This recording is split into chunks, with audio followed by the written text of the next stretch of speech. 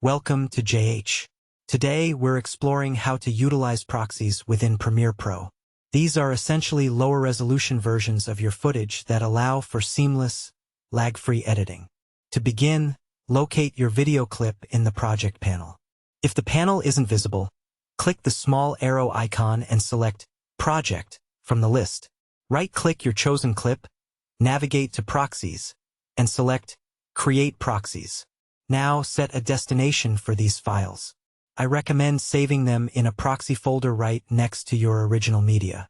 Pick a frame size. Choosing quarter resolution will significantly improve playback performance. Once set, hit OK.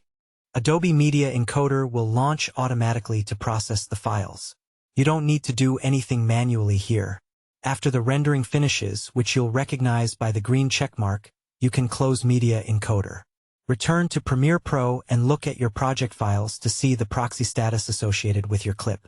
To actually use the proxy, you need to enable the toggle. Click the plus button to open the button editor and find the Toggle Proxies icon. Drag this icon onto your toolbar and press OK. Now, simply click that button to activate the proxy for smooth editing. Clicking it again returns you to the original high-res footage. Thanks for watching. If this guide helped, please like and subscribe for more tutorials.